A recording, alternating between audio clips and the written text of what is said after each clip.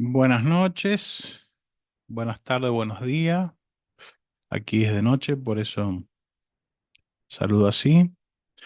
Este, vamos a grabar em, el noveno capítulo, el video número 11, el discurso del otro, enunciado, enunciación, el grafo 4. Ya nos vamos acercando hacia completar el grafo del deseo. Este, Y en el medio, en capítulos subsiguientes, vamos a abordar otros temas importantes. Em,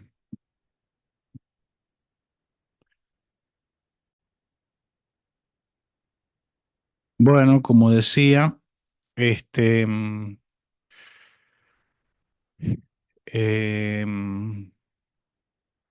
vamos a introducir el grafo 4, que es producto del análisis del grafo 2, aquel que ustedes recordarán nos guió en la explicación del chiste. Familionar, ¿se acuerdan?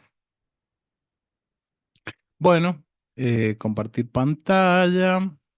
Toda la pantalla, compartir. Y vamos a ir al grafo este, ¿no? Nos vamos a poner por este lado, ahí está. Ese era el del chiste, ¿no? Em, aquí había el cortocircuito del shifter, ¿no? Entre el yo y el objeto metonímico. Entonces dice, cada uno de los puntos del grafo 2 se analizará en dos. El resultado de este análisis será el grafo 4 que Lacan utiliza para articular al sujeto en tanto que habla y en tanto estructurado por el significante. Bueno, vamos a ese. Si no me equivoco, bueno, es casi este. La única diferencia es el significado del otro. No, acá también está barrado. Es el mismo. Observen, en primer lugar, que al igual que el grafo 3 está cortado por dos líneas transversales, esta y esta de arriba, ya conocidas por ustedes, D', S' y DS. Eh, la D', S' es inconsciente y veremos luego que representa el proceso de la enunciación,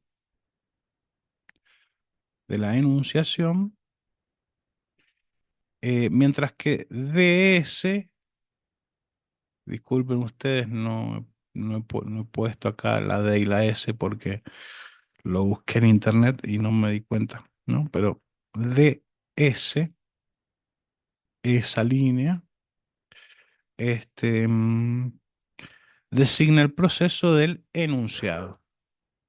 Enunciado abajo, enunciación arriba, ¿no? Y hay una diferencia entre esas dos cosas. De modo que el grafo se duplica, el piso de abajo y el piso de arriba, ¿no? Es un duplicado.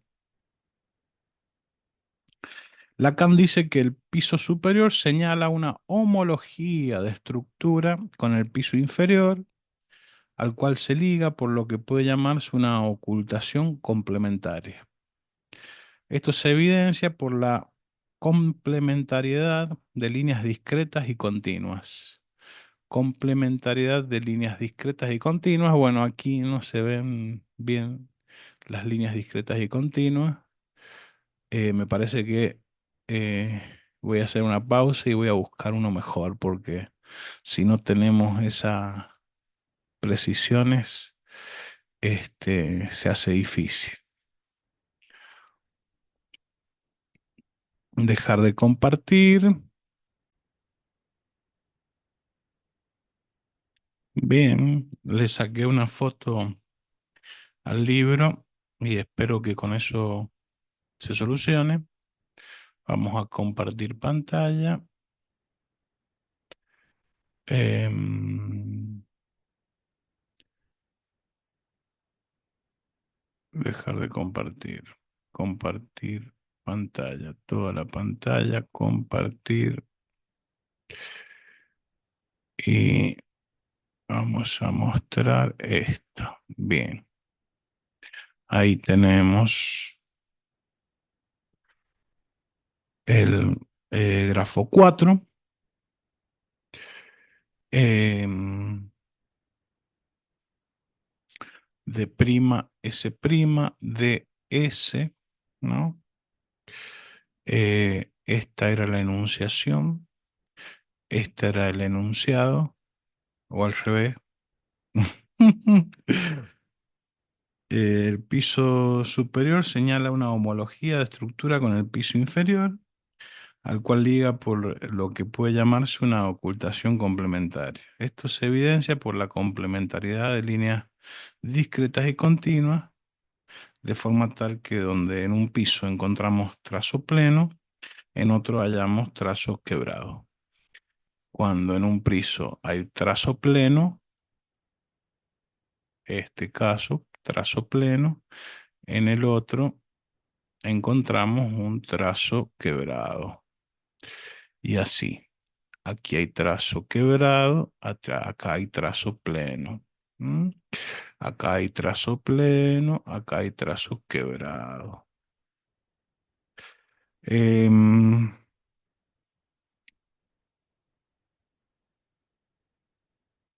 Entonces, la D' S' es inconsciente y veremos luego que representa el proceso de la enunciación.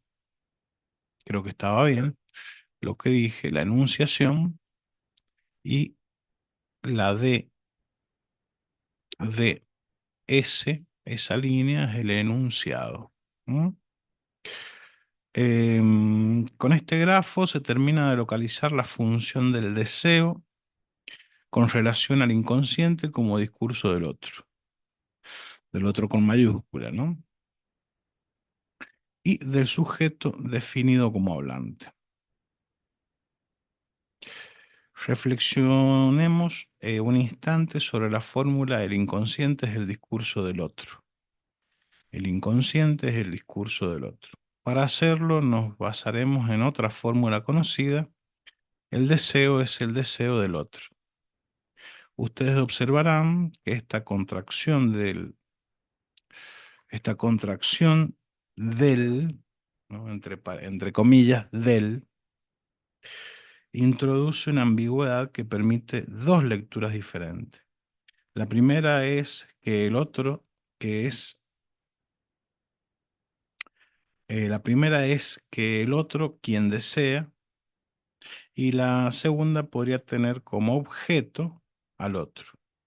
Claro, el deseo es el deseo del otro, como el burro del albañil, ¿no? El burro del ropavejero, el burro del, a ver, el ejemplo, ¿cuál era el burro? El burro del cartonero. Eh, puede referirse al cartonero como objeto, y entonces el apelativo burro, el burro del cartonero, o em, el cartonero como sujeto que tiene un burro, ¿no? Entonces, esa ambigüedad del otro, del deseo es el deseo del otro, se puede leer de dos maneras. La primera es que el otro es quien desea, y la segunda podría tener como objeto al otro. O sea, el deseo es el deseo del otro, es o bien desear al otro, o bien que es el otro, en tanto que otro que desea, ¿no? En la primera, quien desea es el otro, y en la segunda, el otro aparece como objeto del deseo. Pero presten atención para no confundirse. Esta distinción la hemos hecho solo para diferenciar dos extremos de la ambigüedad, pero no está reducido a este estatuto imaginario lo que Lacan quiere decir. Digámoslo al pasar. La fórmula así leída responde a la dialéctica hegeliana, de la que Lacan dice que no tiene otro estatuto que el imaginario. El campo freudiano dice otra cosa. Ujú. Que podrá aclararse con el beneficio que nos aporta la lengua latina a nivel del genitivo. La fórmula deseo del otro es un genitivo. El genitivo puede ser subjetivo u objetivo. Y para simplificar lo vamos a ilustrar con un ejemplo. Genitivo objetivo.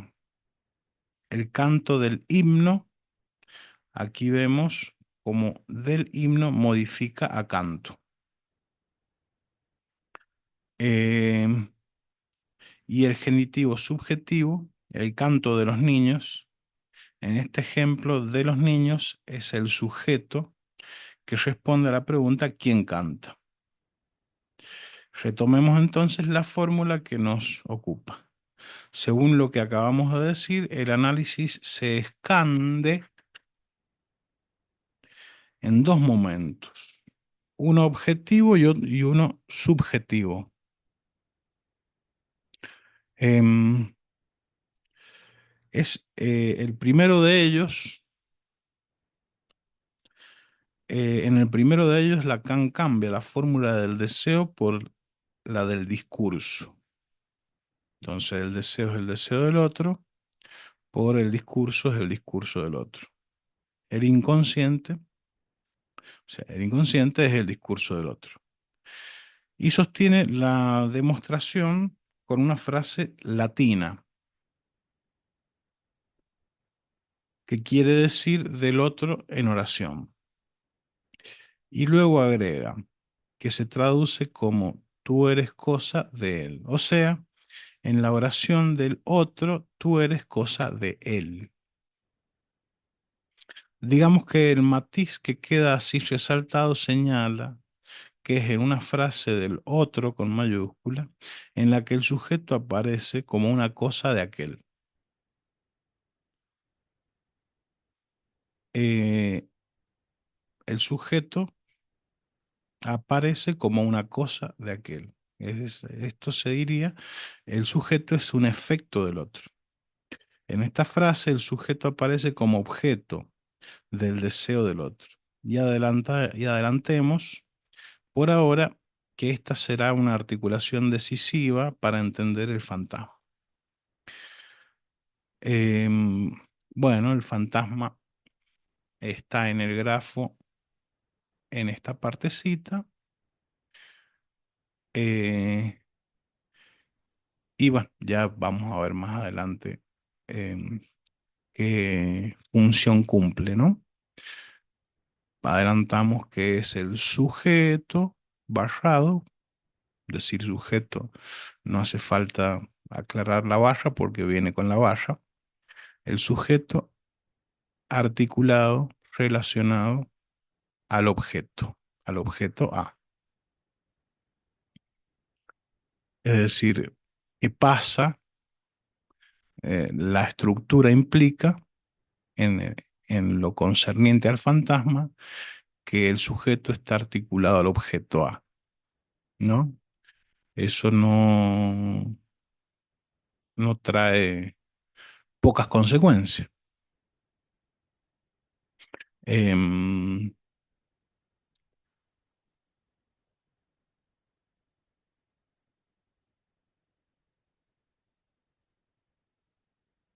Vamos a compartir, ponemos. Em, Pasemos al segundo momento, el genitivo subjetivo. Para esto, Lacan retoma la fórmula deseo del otro, que quiere decir ahora la posición del sujeto como deseante implica que es en tanto otro que desea. Es decir, que el sujeto, cuando se plantea como deseante, es soportado por el deseo del otro. Cuanto más autor de su deseo se cree, más desconoce que el deseo es del otro. El otro es donde el sujeto nace eh, y se constituye a partir de los significantes que el otro detenta, ¿no? Es decir, que el sujeto, bien, en los dos sentidos, que él es el objeto del deseo del otro y que trabaja para el otro, cuando se cree que él desea. El sádico es el ejemplo límite de esta experiencia, ahí donde cree que la víctima es el objeto de su propio deseo. Sade le hace decir al torturador: he tenido la piel del idiota. Lo que quiere decir que, en tanto sádico, es al otro a quien sirve, que es el agente que presta su imagen para realizar el goce del otro. Y este es, dice Lacan, un trabajo agotador, reventante, cuando nos ocupamos del fantasma, cuando nos ocupemos del fantasma. Vamos a ver qué diferencias hay entre el neurótico y el perverso. Em, Creemos que ahora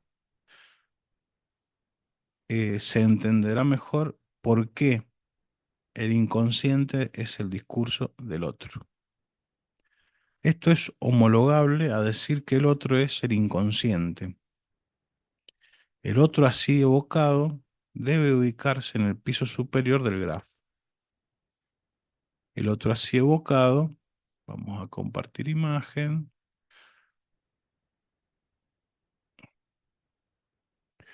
El otro así evocado debe ubicarse en el piso superior del grafo. Em, Porque chan chan. El otro así evocado debe ubicarse en el piso superior del grafo. O sea, eh, cuando decimos que el inconsciente es el discurso del otro,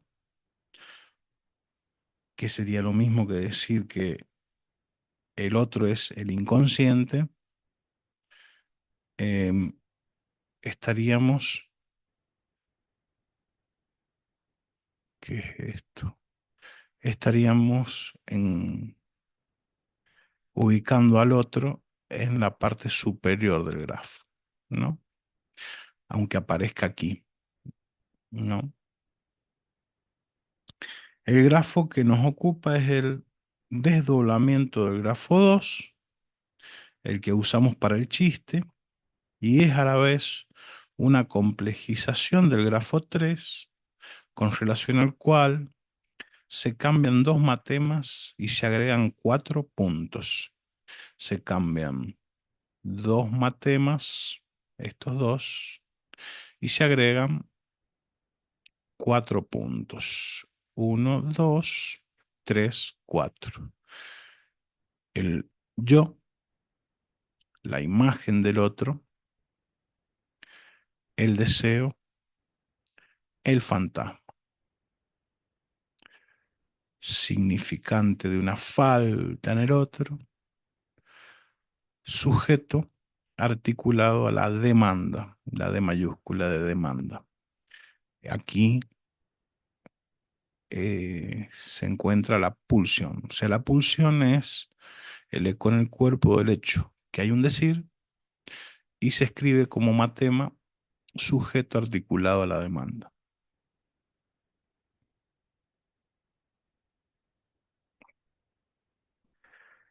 Em,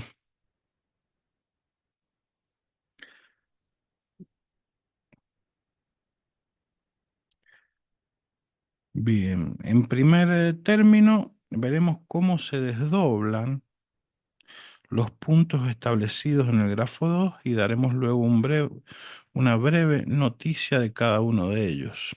Dejaremos para el final la explicación del funcionamiento del grafo, puesto que en las próximas reuniones nos dedicaremos a explicar uno por uno los mencionados puntos. O sea, que de algún modo el grafo 4 será nuestro programa de aquí en más.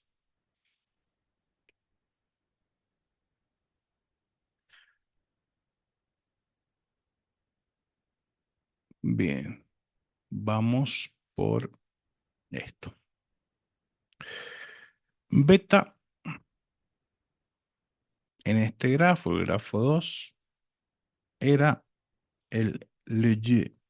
En tanto indica en el discurso la ubicación del que habla.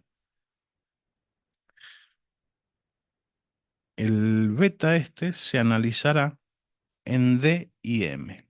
¿Qué quiere decir eso? Que ese beta se analizará en D y M. Es decir, es como que ese beta se desdobla en D, que es deseo, y M, que es moi, le moi. Em, Correspondiendo respectivamente al piso superior e inferior. La letra D indica el lugar del deseo, mientras que M es el yo narcisista. Si el Y indica el sujeto que habla, y esto tiene relación con el deseo, es porque el deseo es el deseo del otro, lo que nos remite al discurso del otro, según hemos dicho antes. Por otro lado, hay una apropiación imaginaria del lugar de enunciación del discurso, donde el que habla cree ser el autor de lo que dice, donde se hace la imagen de ser el que habla. Este es el punto M, le moi, ¿no? Eh, donde se hace la imagen de ser el que habla, en vez de pensarse como hablado, como el inconsciente es el discurso del otro, la experiencia que tenemos en el diálogo habitual es que somos nosotros los dueños de nuestras palabras, de nuestras ideas, de nuestros pensamientos, de nuestras oraciones, ¿no? De nuestras redacciones, de nuestras improvisaciones a la hora de hablar, ¿no? Bueno, eso es una ilusión. Em, en el lugar del yo, moi, el discurso, em, en el lugar del yo, el discurso parece ser discurso para el otro, discurso del yo para el otro. Esto justifica el desdoblamiento en deseo y yo, deseo y yo.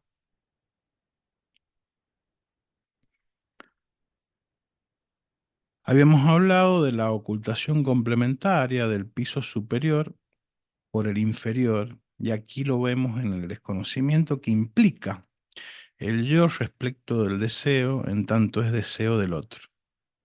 Allí donde el deseo es indestructible, como decía Freud, el yo se apropia de esa permanencia creando la ilusión de una intermitencia del deseo.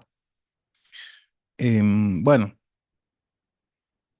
el ocultamiento del piso superior por parte del inferior es una forma de decir lo mismo que hemos dicho recién.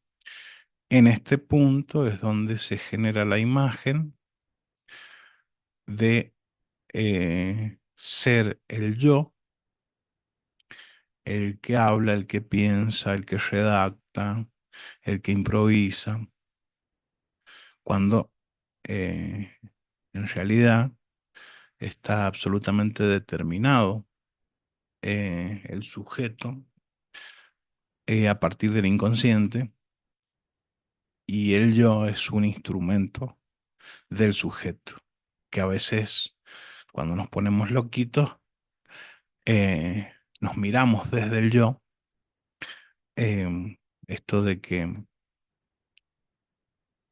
el esquizofrénico se detiene muchas veces, ¿no?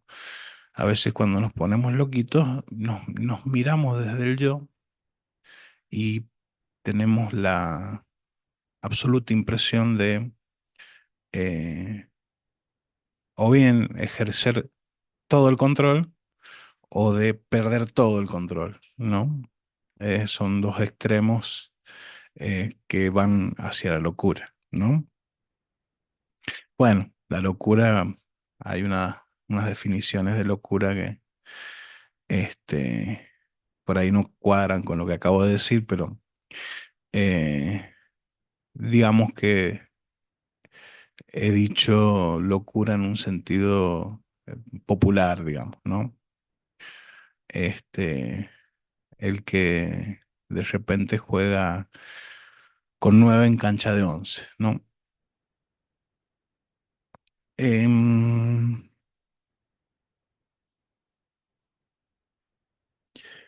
en el lado izquierdo del grafo 2 ubicamos a beta prima. En el lado izquierdo del grafo 2 ubicamos a beta prima, ¿sí?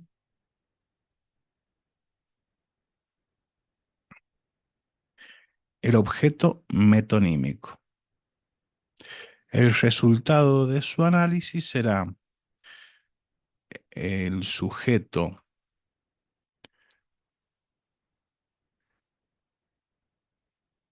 el sujeto articulado al objeto A, que a este matema del álgebra lacaniana se le llama el fantasma, el sujeto articulado al objeto A, y a la imagen del otro en el piso inferior. Y de A se presenta como la imagen señuelo para el deseo, concomitante con la ilusión narcisista de apropiación del deseo. Yo deseo lo que deseo, no es que el otro desea por mí, digamos, lo que el deseo es el deseo del otro. No, yo soy el que deseo. Esa es la apropiación narcisista de la que habla, ¿no? Entonces, idea, idea, entre paréntesis se dice de en matemática, ¿no? Se presenta como la imagen señuelo para el deseo, concomitante con la ilusión narcisista de apropiación del deseo. Es lo que se presenta como el objeto del deseo que satisface y sostiene al yo. Es lo que se presenta como objeto del deseo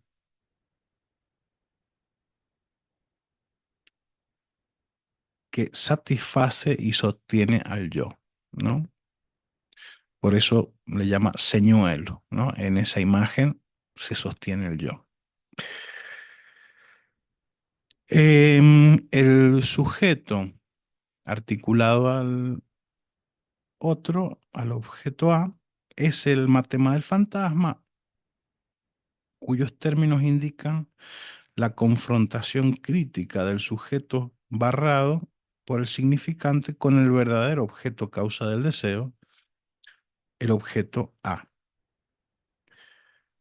El rombo o losange indica las operaciones que ligan a ambos términos. En el piso inferior, el señuelo vela al objeto A, lo que aparece señalado por el paréntesis. Pasemos ahora al punto A mayúscula del grafo 2. Bueno, vamos al grafo 2.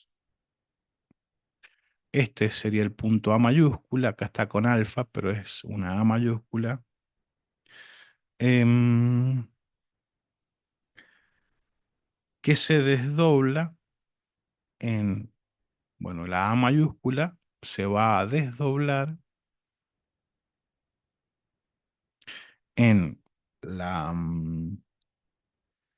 pulsión, que es la fórmula algebraica del matema es sujeto articulado a la demanda y el otro,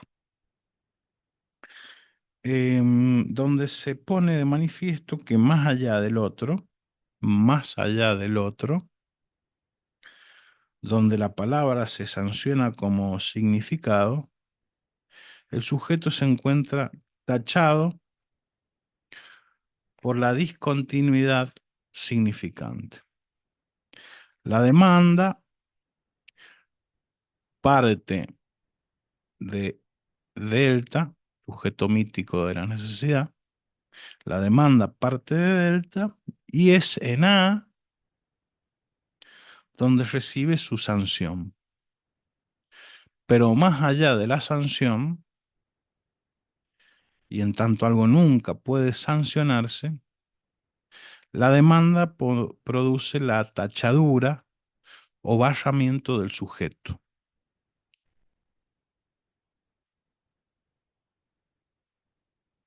Vallado por la valla del significante, que es lo mismo que decir que una demanda puede persistir sin que una intención consciente la sostenga, que es lo mismo que decir que una demanda puede persistir sin que una intención consciente la sostenga. Repitamos eso de vuelta a ver si yo les puedo aclarar algo. La demanda parte de delta, que es el sujeto mítico de la necesidad, y es en el otro donde recibe su sanción. Pero más allá de la sanción, la demanda produce la tachadura o barramiento del sujeto, barrado por la barra del significante. Claro, porque la demanda, eso que en un principio se podía decir como necesidad, que es algo que en realidad nunca existió, ¿no? Eh, los únicos que tienen una relación directa con el objeto son los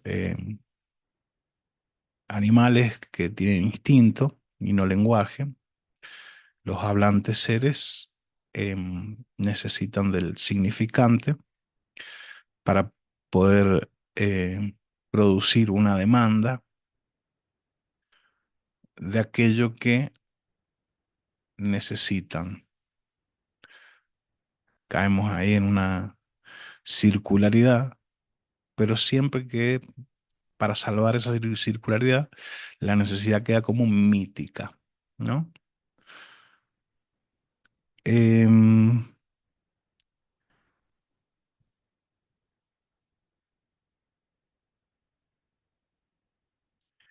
bien, entonces, la demanda produce la tachadura o barramiento del sujeto, barrado por la barra del significante, que es lo mismo que decir que una demanda puede persistir sin que una intención consciente la sostenga.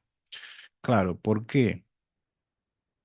Porque la demanda, no una demanda, la demanda es el elemento eh, omnipresente en el sujeto a partir de que es un hablante ser, ¿no? Eh, ya que no hay signos, sino significantes, y por lo tanto eh, no hay una relación em, uno a uno entre el significado y el significante, sino que es el significante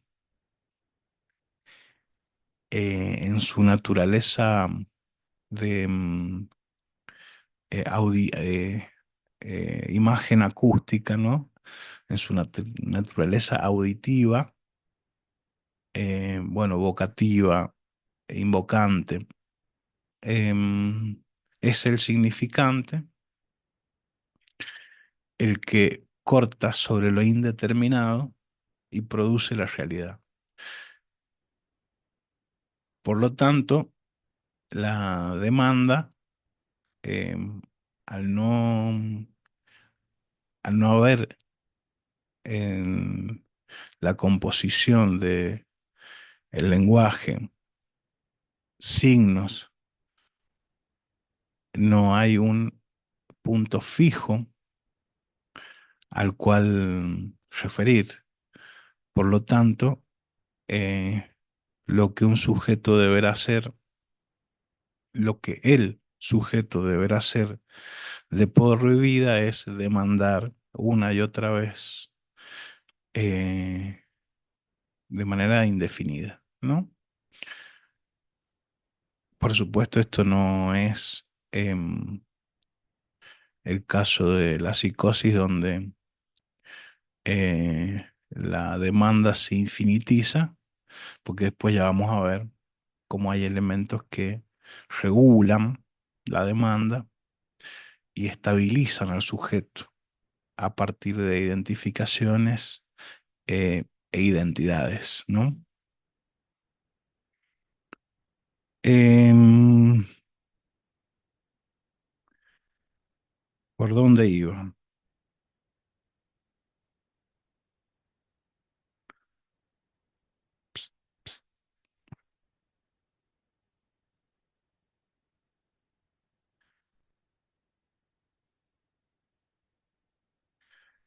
El efecto de esta implicación recíproca entre la demanda y la tachadura del sujeto es la pulsión.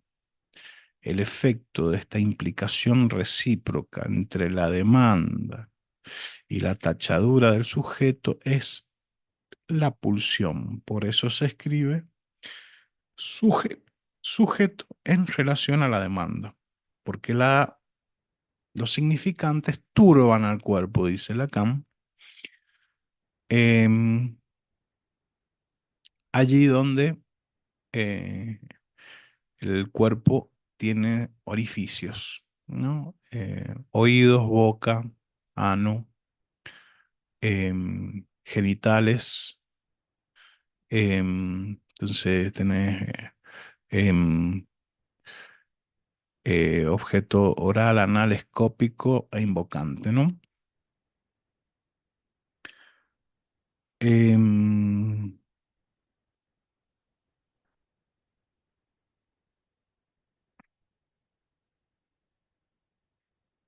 Nos hace falta ahora ver el desdoblamiento del punto gamma.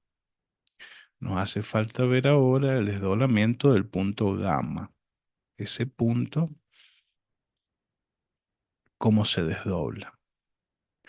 Bueno, ese punto se desdobla en el punto, en el grafo 2 era el mensaje, ¿no? Ahora se desdobla aquí entre estos dos puntos, entre em,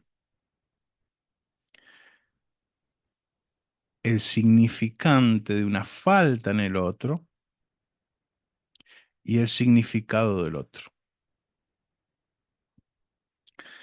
En los pisos superior e inferior respectivamente. El significado del otro es el significado aportado por la lectura del otro. lo que es sancionado como verdadero, ¿no? Se produce el mensaje eh, y en esta retroacción es sancionado como verdadero. Ese es el significado del otro, ¿no?